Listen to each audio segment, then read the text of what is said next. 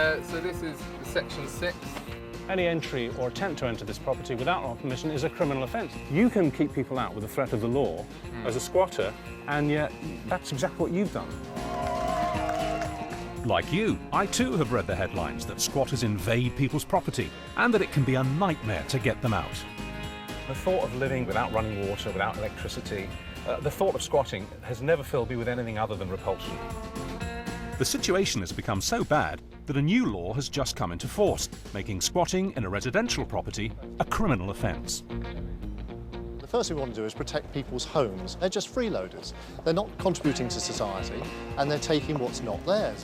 I'm Richard Madeley, and I'm on a mission to meet Britain's squatters. I mean, it's okay for you, Richard Medley. You've made your career. Sorry, Medley or Madeley I couldn't or have been whatever. clearer. Don't ruin your best jeans, Richard. These aren't my best jeans. I want to see what their lives are really like.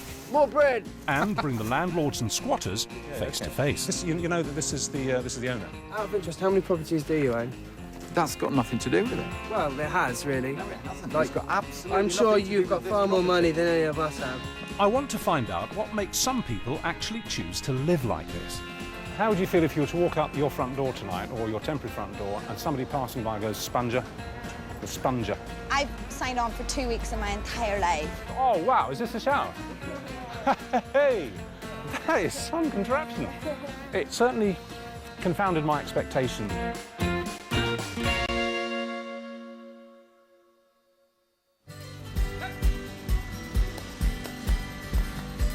Today in Britain, it's estimated there are anywhere between 20 to 50,000 people squatting. They're often portrayed as antisocial, drug-taking freeloaders who contribute nothing to society. I wondered how true this really is.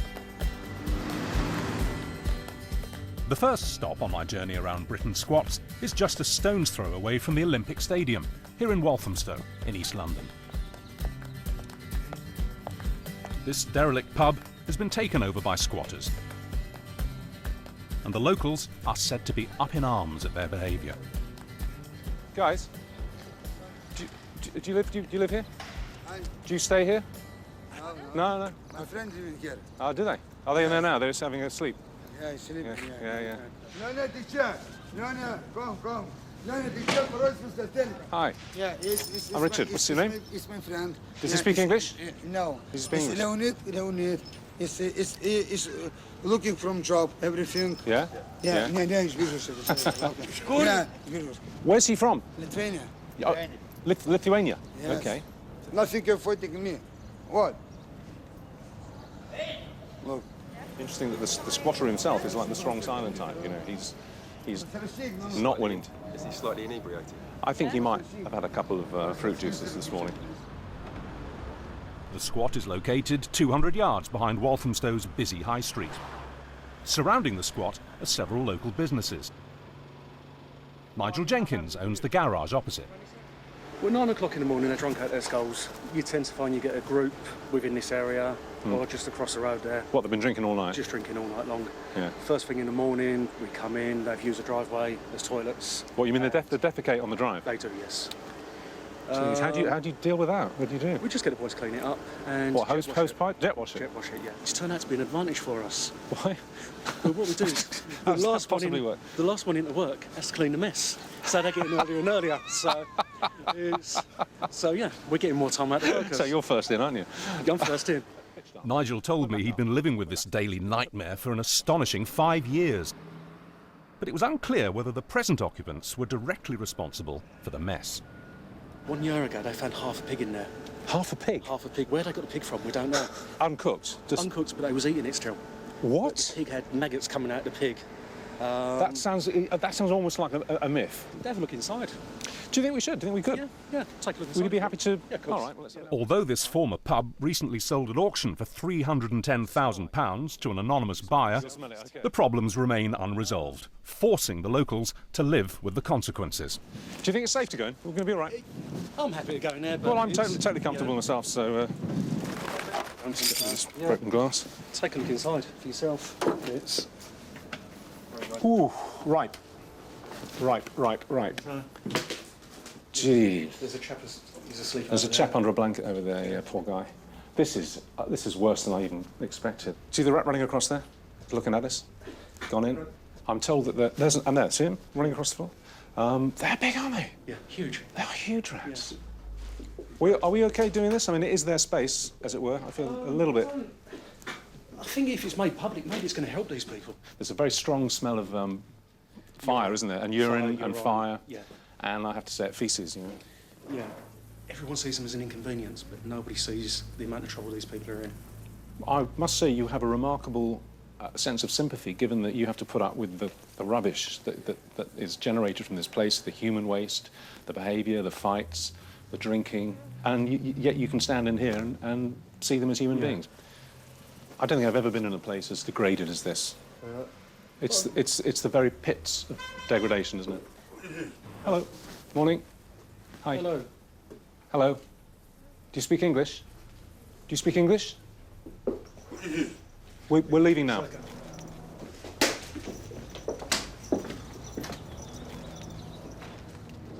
I think that was a time to make an exit. He was only going to upset him. It was going to upset him. He didn't look at all happy that we were in there, and I can sympathise with that. It's his space, you know. We tried border control, Home Office, police. Right. We've got nowhere whatsoever, so we've given up now. The police have been powerless to help, as there's no actual proof the squatters broke into the building, and therefore no criminal offence had been committed. What are you going to do with them? Unless you can house them, there's nothing to do with them. Now I'd woken the squatter up, I wasn't sure how he'd react. Hello. How are you doing? I'm all right. You speak some English? No. No, you don't speak English? A little Don't English? speak. What's your name? My name? Yeah, I'm Richard. Richard. And what are you? What you from? Where am I from? No. Well, I'm from England.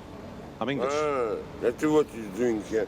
We're doing a story about people like you that live in buildings. This man know me. Yeah. No have problem to me. No. Yeah. No. What you So want? there are no problems. What you want? How long have you been in there for? Well, ask him. No, you ask. You ask him. He wants you to be the reporter. That's fine. No. Understand? No. I don't know. Thank you very much. We're done here. Thank you. Don't No, okay. give to you. Okay. For this man, I give. Okay. You can Okay. understand you. Okay. Cool. I don't know how you solve those guys. You know, when the owner of this property eventually gets planning permission to do whatever the heck he wants to do here, build another garage or something, and they do knock that down, these guys aren't going to just sort of evaporate into thin air. They're going to go somewhere else and live in exactly the same conditions. I mean, they are absolutely stuck with it. And there were more shocking surprises in store. In Bristol, I was about to see how squatters have formed into groups, are experts at exploiting the law and taking control of other people's property. I know that you must have broken into my house.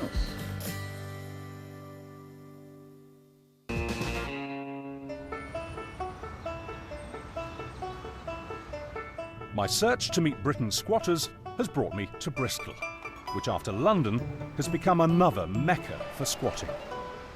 Unofficial estimates say around 1,000 people are squatting in the city. And I'd heard they'd organised themselves into groups so they can squat more effectively. They've got their own shop, community centre, they've even got their own planning committee. This is a meeting of the Bristol Housing Action Movement, BAM they call it, and they meet every week, and they meet just like a housing committee, except it's to do with squats. After several weeks of negotiating, I'm finally being allowed into one of the meetings. Hiya, thanks for seeing me. Everyone in this room is, or has been, a squatter. They meet each week, trying to help people to find new places to live in, for free. A bit like a kind of a planning committee, isn't it? It's like the alternative Bristol Planning Committee. We're like the council, but more efficient. Well, we collect a levy, so anybody who's got any spare change, please put it in the middle. Yeah, whatever you can spare is fine. This whip round pays for tools to make new squats habitable. Okay, next on the agenda is homelessness.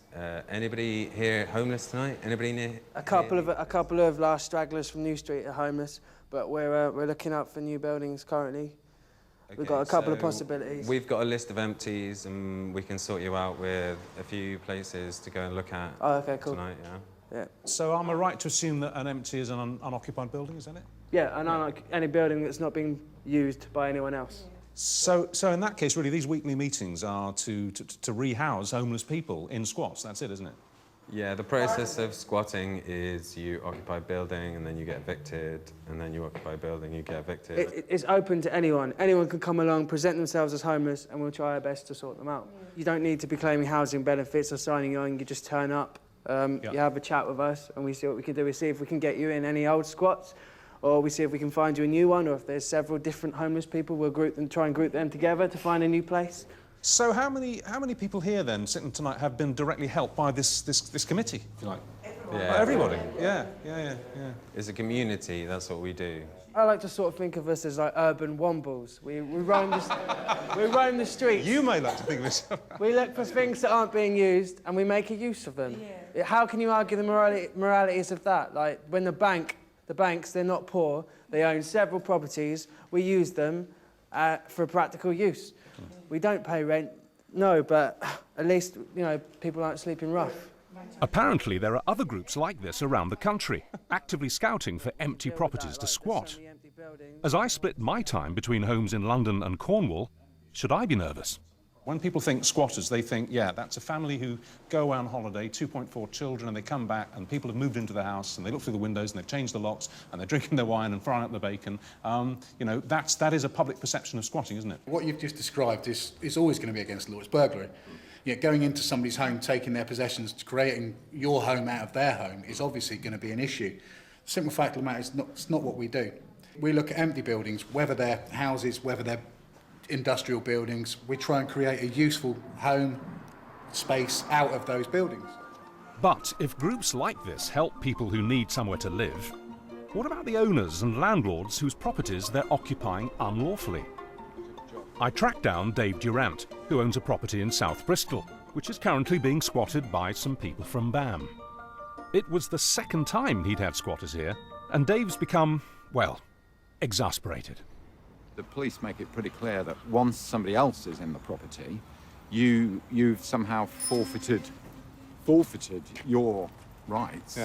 To get in. Hello, excuse me. Hi, are you squatting here? Yeah, I am. Yeah, okay. Did I see you the other night? You did. Yeah, okay. Yeah. This, you know that this is the owner.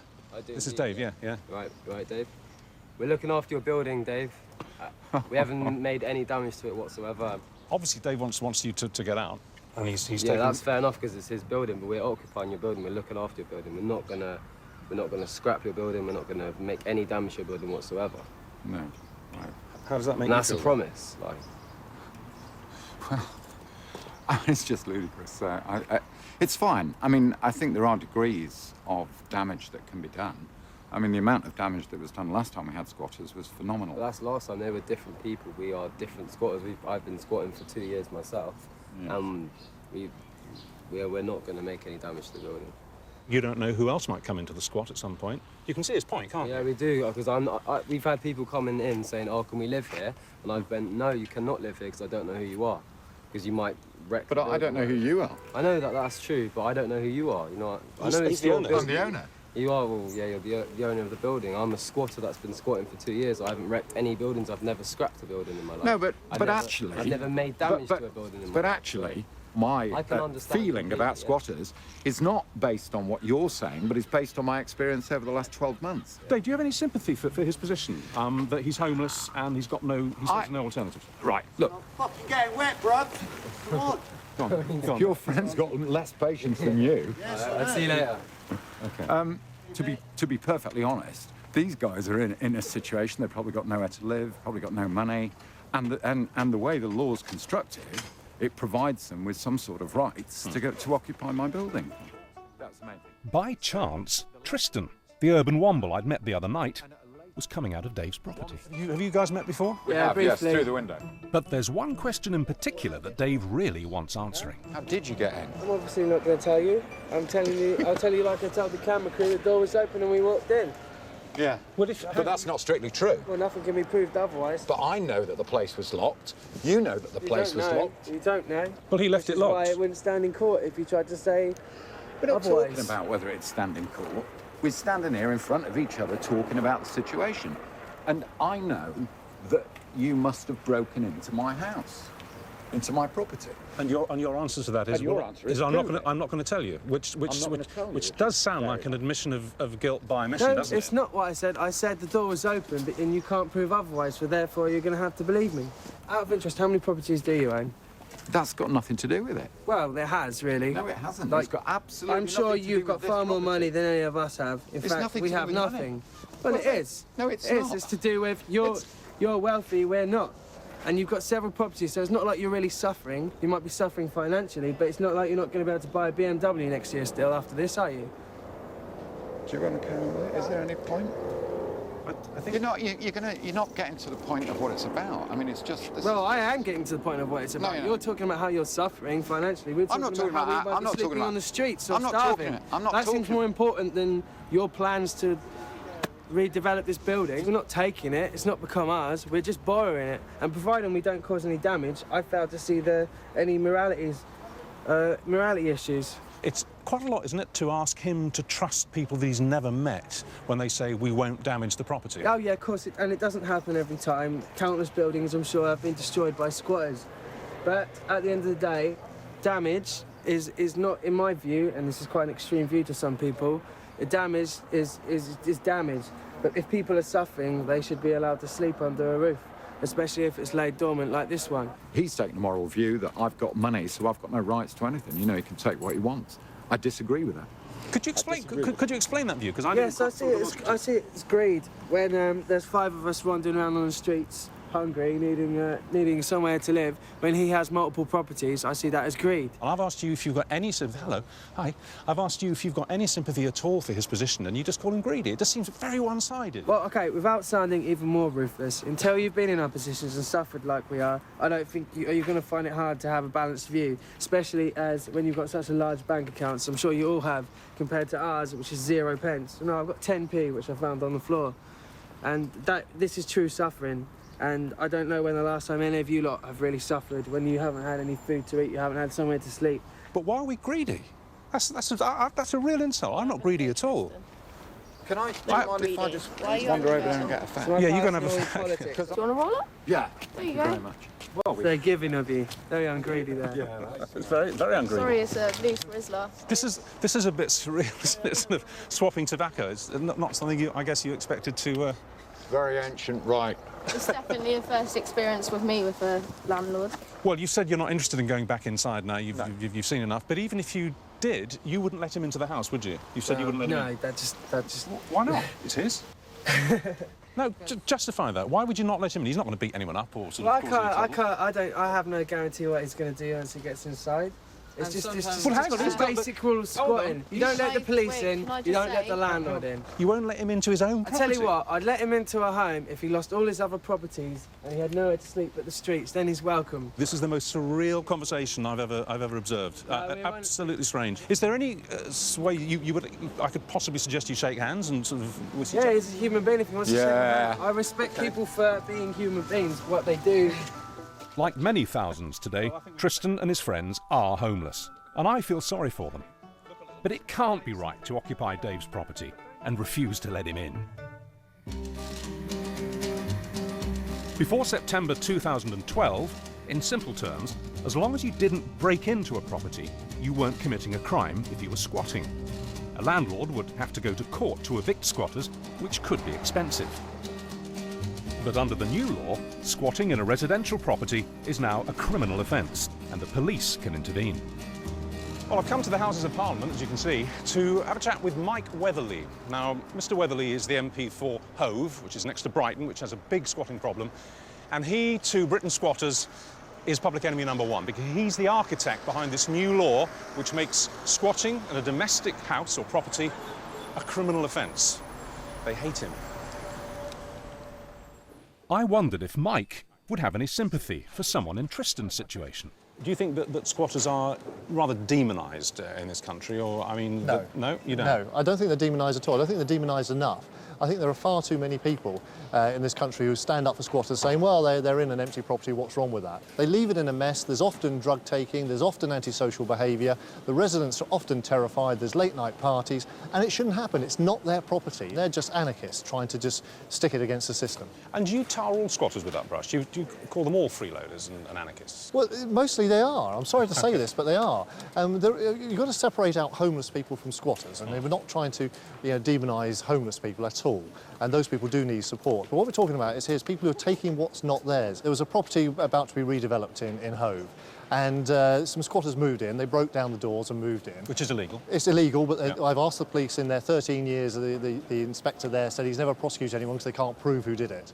And what they did is put on the internet saying, come down to Brighton for a nice party. And people from as far away as Bristol were coming in to actually squat. Now, these aren't homeless people. These are internet savvy, well-organised people who are just taking what's not theirs. And are you confident that this law, when it comes into force, will solve the problem, as you see it? If it does solve it, I'll be delighted. I mean, that should be the way every citizen in this country should be delighted, that when they go home tonight, they're not actually worried about whether their property is being occupied by a squatter or not. Are they? Well, I think people are concerned about that. If I take you down some of the streets where someone's moved into it, they will say, well, that could happen to me, and it can happen. I use that example where they just put the hole through. I think, at face value, he's got an excellent case. I do wonder, though, if it's as black and white as he says. I'm not sure that all squatters are bad squatters and are bad for their communities, but we'll see. We'll find out. Some people sincerely believe that squatting is their only option. So, I wanted to see the harsh reality of what it's like never to have a permanent roof over your head. So all of this you find in a shop skip or a supermarket skip? Yeah, they throw it away every single night.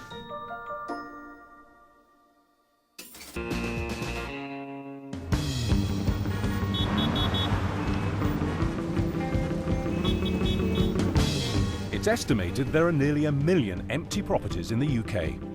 1 million. When homelessness is on the rise in England, that seems a shocking statistic. In the heart of the affluent city of London is a 5-storey commercial building worth millions, and it's now being squatted. The new law is powerless to evict the squatters because the building isn't residential, it's commercial. Squatting campaigner and poet Catherine Brogan has lived here, rent-free, for 6 months. Have you closed the door, right? Number 1 rule of squatting, guys, make sure the door is closed behind you. Why is the number 1 rule of squatting never to leave the door open? Because actually I do leave my door open. Basically, the principle of living in an empty building and being able to stay there is that you take possession of that building. If you let someone else come in and take possession, it's no longer yours to possess. Shall I show you upstairs? Yeah. How many floors you got here? There's 5 floors altogether. There could be any number of reasons why owners of empty properties leave them in a dilapidated state. But Catherine feels strongly that many owners actually do it on purpose. Owners of empty buildings, they destroy their property in order to prevent... You mean on the inside? They break the toilet, they break the stairs, they mess it up so that no one wants to live in it. The ceilings, the wiring, the water, everything has been stripped. The owner isn't interested in bringing this property back into use. To them, I think this is just a number on a balance sheet. This is, what, a £20 million asset to them? Why do they want to do anything with it? Do you get kind of a kick out of that? For all the difficulties, the fact that you are actually living in a place that I couldn't afford, it's a blow struck, isn't it? I think that if you're going to leave a property empty, then we've got a responsibility to come in and use it. And I feel happy that I'm taking something that's been laid waste and turning it into a home for up to 20 people who wouldn't have anywhere else to go otherwise. As Catherine shows me around, I meet 2 other squatters. Richard, a fashion photographer, and Pete, a performance poet. They say they squat because they can't afford London rents. But it's not just their housing they get for free. All of this you find in a shop skip or a supermarket skip? Yeah, they throw it away every single night. Does anyone ever try and stop you from taking it? I don't think they have any protocols for dealing with it, to be honest. All right, so what have you got here? Potatoes, bananas? A lemon. Yeah, a lemon. Probably stealing that later. Sweet potatoes, of course. What is this? Onions, what's in this? Actimel, apples, donuts. And do you get quality stuff? Like, do you get quality cuts of meat, you know? Yeah. I skipped Lindor chocolates last night. Lindor chocolates? Yeah. You middle-class squatter. Look at our asparagus. Yeah, look. Oh, Portwood. Very, very grand. What's your supermarket skip of choice then? I mean, I personally quite like shopping at Waitrose. Waitrose, okay. So at last we have something absolutely in common. I shop at Waitrose, you skip from the back of Waitrose. There seem to be plenty of food, but there are as many as 20 people squatting here, and to my discomfort, they share just the one toilet, which I reluctantly needed to use. We should have loo roll. Where did the loo roll go? We had loo roll earlier. I just need a pee, it's fine. Are you serious? But so, hang on, I need. But just hold it. Here we go. She never stops. Thank you. I need to get Catherine. I need to get the water, don't I, to flush it? Yeah, but you can pee first. Can we stay for this? You can't film me pissing. What are you talking about? Why not? I'm not. No, you're not filming me urinating. You can listen. I can think of better uses of television time. Yeah, but so can we all, Richard? But that's the times we're living in. Okay. So, all done, but Kath, where's... Oh, here we are. There we are, that'll do. Yeah. Don't jam the ball cock. Yeah. I love that word, ball cock. Ball cock's a good word. I love to say ball cock at any It's like sort of it's a two-in-one word, isn't it? Yeah, oh, here we go. Brilliant word. So, do I fill this right up to the top, then? To get it to work? Just until the ball cock's level. That's it. Horny-handed son of toil. She works! With so many people in Britain homeless, I can see why Catherine thinks it's morally wrong to strip a building and leave it empty just as an investment. And yet, it's not theirs to live in, is it? I suppose we keep having to come back to the bottom line, though, don't we? You're still living in a fabulous house, fabulous place, in a fabulous part of London, for absolutely nothing. How would you feel if you were to walk out your front door tonight, or your temporary front door, and somebody passing by goes, "Sponger"? You're sponger. I've signed on for 2 weeks of my entire life. I've been a taxpayer for 10 years. We all contribute to society, but we're in a double-dip recession at the moment. For a Greek shipping magnate who's registered in a tax haven of Liberia to keep this property empty for 7 years, then I feel no shame for turning this into a space where people can live and be productive and work. These guys seem to me more like friendly hippies than freeloading anarchists. Working as freelancers, they say they can't afford to pay regular rent, so squatting's the only way that they can survive in London and pursue their careers. But I'm not completely sure that pursuing a career is why most people squat. I was heading back to Bristol, hoping to meet up with Tristan, the savvy squatter. I wondered what else he and his friends might be getting for free.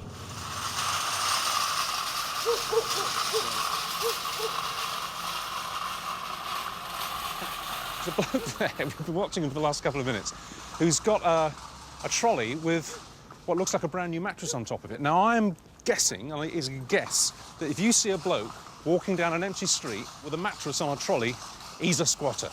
He's a squatter and he's going to a squat, or he's going to break into a squat. Excuse me, sir. Hello, sorry to make you jump. Oh, yeah. What's your name? Omar. Hi, I'm Richard. Are you squatting? Yeah. Where's your squat? Just 10 minutes that way. It's in front of us there. Is it the bank? Yeah. Is it the old bank? Yeah. Oh, I've heard about that place. And so is this just for you, or have you got a girlfriend, or? For me and my girlfriend. Is she there now? No, she comes. She came tomorrow. She's coming tomorrow? She's coming tomorrow. So you're getting it ready for her? Where are you from? From Spain. And is she coming from Spain? Yeah. Which airport? From Seville. From Seville? In the south. Yeah. Okay. And does she know that she's coming to a squat? Yeah, of course. Does she? And she was living with me in a squat here. Okay. Hey, we're blocking the road, actually, so should we push it across quickly? Yeah, I'll give you a hand, hang on.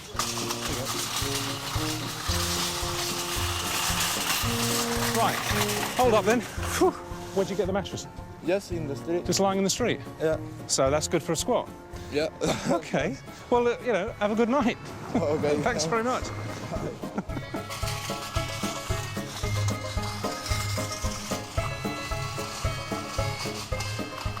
I told you, Bristol, squat capital of Britain.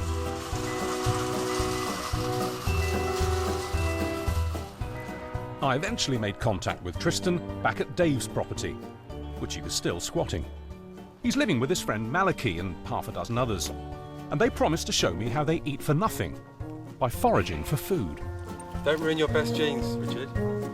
These aren't my best jeans. I've got to be honest with you, I had no idea this happened. Until I started making this programme, I had no idea there was such a thing as skipping. I had no idea that there was so much effectively free food that had been chucked out. No idea that this went on. Oh, yeah, there's extreme amounts. For some reason, they make so much bread. We always got enough bread, so if worse fails, we can at least eat bread. Are you in any competition with other squatters? When you get there, will we find some others, maybe? It's very rare that you bump into someone else. Yeah, it is rare. Time. But if you did, we would say, well, here we go, look, there's like 5 packs of that, we'll like share it with you. So no one's ever asked you to get them, you know, some pâté de foie gras? No, there's no point of a wish list. It's what you get what you're given. Right, I see many bins. Yeah. Oh, look, competition. How's it look? Yeah, as I said, there's tons and tons of bread. Have you got much? What have you got? What have you got, man? Just some cakes and chicken. OK. Are you squatting then? No. No? Are you homeless? No, not only. Yeah, take care. All right. Cheers. All right. We've got a lot of bread, as usual, but we get bread a lot, but everyone's very hungry, so they're going to appreciate that. OK. And, of course, strictly speaking, this... I mean, even though that's a rubbish bin, and that is headed for the... No, we are criminals. You're stealing bread? We are stealing bread that's been thrown away for landfill. What do you think about that law? Well, it's absolutely ridiculous, isn't it? Which is why I'm doing it so openly. Like, if the police want to arrest me, they're welcome to. I'll take the charge. We can look in the others? Yep. There's more bread. More bread, standard procedure. More rolls, but no, they're in bags, so... Got some green beans, all right. Green beans. They're packed up. Every little helps. Yeah, that's it. Are you going to call it a day, or do you think you should go on to another one? There's one about 5 minutes down the road, which I think is worth checking, because we've only got bread, and that's not enough to live on, is OK, you it? don't mind us following you there, then? Tristan grew up in Norfolk, but he left home at 16, and he's now been squatting, on and off, for 8 years. Give it a shot and have a look. Well, it's definitely packed full. More bread. There is a Sun newspaper, but it's where it needs to be, in the bin. When you're starving hungry, sometimes you've got no choice but to just get quite involved with the bin. You suffer for your lifestyle, don't you? More bread! They may live rent-free, but seeing them scavenge thrown-away food made me feel sympathy for them, and angry at what seems like an obscene waste. Anything? No, oranges is a lot. So in this case, oranges are the only fruit? Yeah. Tristan told me that he doesn't claim any benefits. I discovered that's a point of honour for many squatters.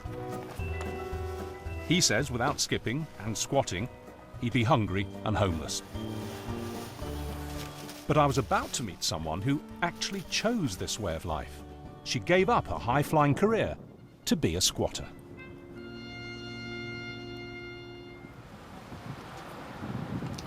Mission accomplished.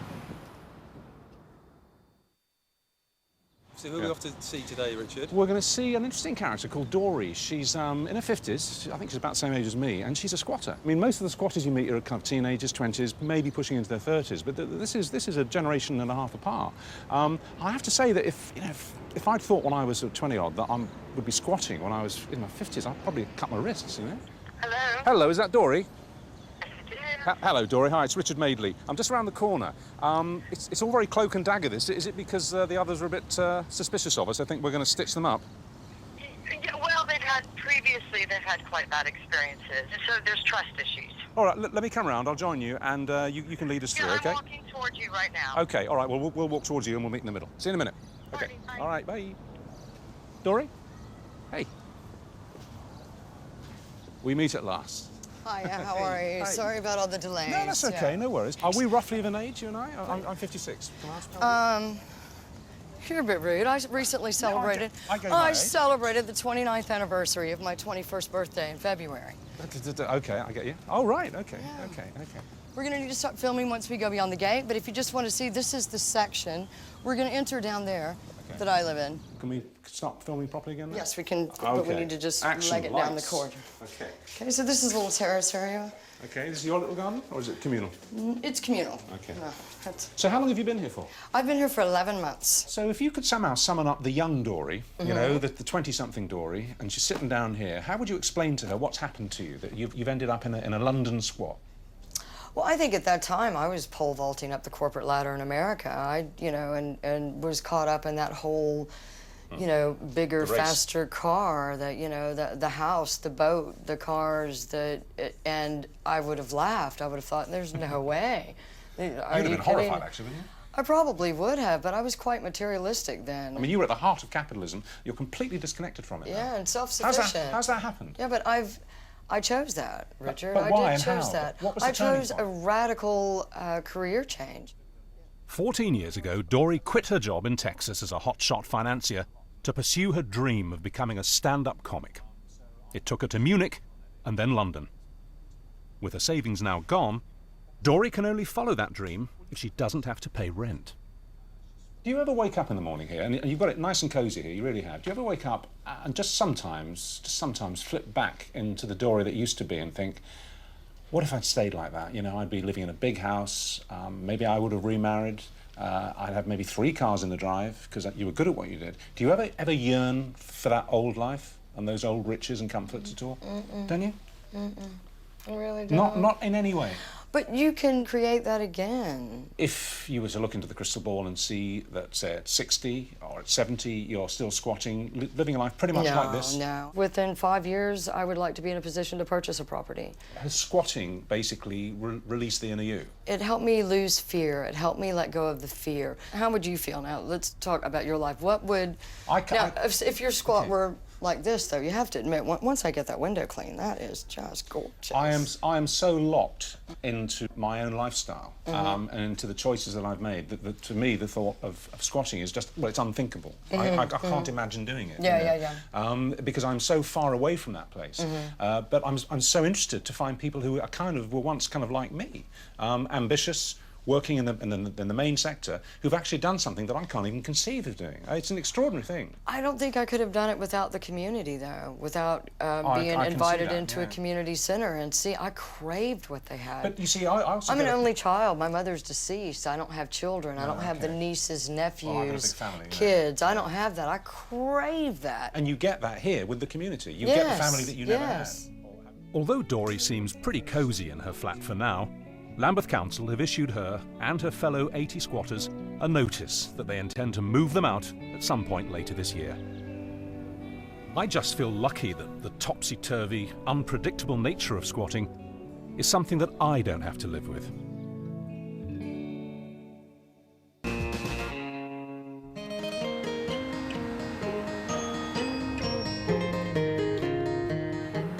I'd spent weeks travelling around Britain, and it was clear that the issues surrounding squatting are complicated, blurred at the edges, and not quite what I'd thought. But the woman I was about to meet made me feel nothing but anger against a certain kind of squatter because of the pain and the difficulty that he'd caused her. This is Mary. We have to protect her identity as she's been a victim of domestic violence, and she has learning difficulties. Lindsay Richardson told me that the housing association she works for found Mary a flat so she could escape her violent home life. But on the very day she was due to move in, a squatter got there first. I think squatters shouldn't have the right to squat in flats that are waiting for people to move in. Yes, it wasn't derelict, was it? I mean, it didn't have no furniture in or no carpets. No, it was habitable. For nearly 8 weeks, Mary was in effect homeless, while the housing association tried to evict the squatter. So this could have been yours. Yeah. If it wasn't for that squatter. It took a costly court order and bailiffs to remove him. But thankfully, Mary was successfully rehoused. Well, this would have been front room. Okay, and you've got a balcony. Yeah. Which is nice. Yeah. Nice view into the square. Yeah, it would have been sweet for you. Listen, you did actually manage to get the guy out. It took, as you say, about 8 or 9 weeks. So the laws work, but it's expensive. What do you think about this new legislation where, from September, if somebody does that again, they'll be a criminal and the police can come and arrest them? Do you think it'll make things much easier and cheaper for you? But once it's criminalised, and we're hoping it is going to have an effect, until we actually see it in place, we're not going to know actually how it's going to work. Everybody's saying, we'll wait and see. But theoretically, it would mean that if this happened in the future, and it was where she would still be able to move in, probably same day. And she would have been able to move into the property, yes. Yeah. Well, thanks for showing me around. Appreciate that, that's good.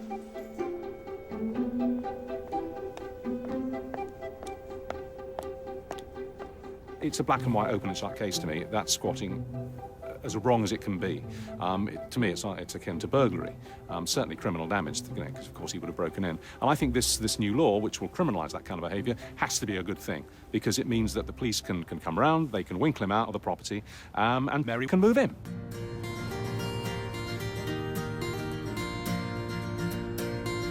My days with the squatters were coming to an end. I was almost ready to return to my own legitimate bricks and mortar and conventional family life. But before I returned home, I'd been told about an extraordinary squat on the outskirts of London. There are a group of squatters living near Heathrow Airport who are actually welcomed by local residents, schools, and even their Member of Parliament. Actually, it looks pretty orderly in there. It's quite pretty. You got a nice spot here. Looks really nice. Reuben is a Cambridge University graduate and studying for a master's degree. How are you spelling that? She lives here with 15 others, one of whom is Rob, who works as a photographer. According to local residents, before the squatters arrived, this area was a derelict wasteland. It was completely derelict, and it was causing loads of problems in the local area. People said, this has been like this for a long time, why don't you come and do something, do a community project here? It's just direct action of putting the land back into the hands of the community. The Grow Heathrow squat is on the site of Heathrow's proposed third runway. So would the tarmac of the third runway be where we're standing? Exactly where we're standing, yeah, and all these houses around the site would all be flattened. They've set up environmental projects with local schools and youth groups, which are so popular, the nearby residents in the village of Sipson really don't want them to leave. Everything on the squat they've built themselves. The electricity is generated through a wind turbine and solar panels. Oh, wow, is this a shower? Hey, that is some contraption. They've made a solar-powered shower, they have a community bike shop, and visitors are welcome anytime. Improving this squatted land has been a huge commitment. I would say that living here and working in my spare time so I have some cash, I work much harder than I did when I had a full-time job. Like personally, I'm working part-time, I study part-time, and then I work on this place, and collectively it's quite a lot of things. But it is really fulfilling. I love your use of slogans, even that's got one. Toolboard, every revolution needs its tools. Put them back. Even the toilet has a slogan. Did you do a poo-poo, put sawdust down the Lulu. Just having a pee. I was incredibly impressed by the work and dedication of the squatters here. They've transformed a derelict wasteland into a productive and thriving community space. Reuben and her fellow squatters are clearly emotionally attached to this project, but I wondered what their future might hold. How would it be if you were in a relationship with someone who said, I don't want to live like this, I love you to pieces, and you love me, I've got some money in the bank, let's buy a house in the Cotswolds and come and live there and have children. Could you walk away from this? What are you giggling at? That's a perfectly reasonable scenario. Sounds like a good option. How big's the house? I'll give it 4 What's the view like? I have no idea what I'm going to be doing in 2 or 3 years' time, But can you see yourself? What I'm saying is, sort of coming home from work, opening a front door with a key. The average cost of rent in London at the moment is £1,000 a month, which is a figure that's simply unaffordable for many, many people, myself included. What I'm driving at is this. Where is the line when it's acceptable to do what you've done? Squatting has been a way that people can use their initiative and common sense to go into derelict spaces, work really hard to make them livable, and try, you know, and often they might come to agreements with landlords. That happens all the time, where you actually say, okay, here, have a peppercorn rent, you look after the space, and then, you know, leave or whatever when I need it. You must accept, surely, that there are some squats which are obviously illegal, but also damaging, where houses are badly damaged. You know, they don't know how to take care of them, and they cause a lot of mess, and then they move on. You'd accept that, wouldn't you? I mean, you can't say that all squatting is good. I think there's absolutely no evidence that squatters are any more likely to cause antisocial behaviour than ordinary tenants. You're trying to find a home for yourself. Right. Do you know what I mean? Yeah, yeah. So you want to do it up, you want to have good relations with your neighbours, and it just doesn't make sense, all these horror stories that the Daily Mail love to come out with, you know. It's just, generally, from the squatting networks that we're involved in, that is, people want to squat and find a home to live, you know. I think you've got a really nice thing going here, and I don't feel that sorry for the bloke who owns the property based on what you've told me, and I'll take that at face value. The way they conduct themselves and the way they treat the space that they've occupied and get on with the people here is great.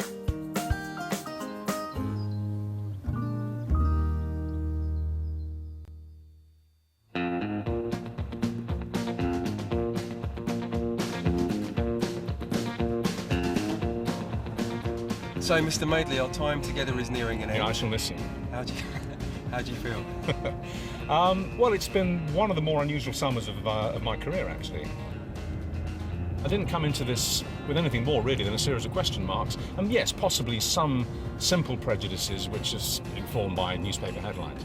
I certainly didn't expect to discover what I discovered. And what that is, really, is that you can't label squatting simply. It's a complex world that these people live in. And in that sense, it's like any other social group, you know? It doesn't take kindly to an easy, simple label. So in a nutshell, you're glad you met the squatters? I'm very glad I met the squatters, and I wouldn't have discovered what I know about them now, and that will be there forever, if I hadn't done. I'm glad I met them.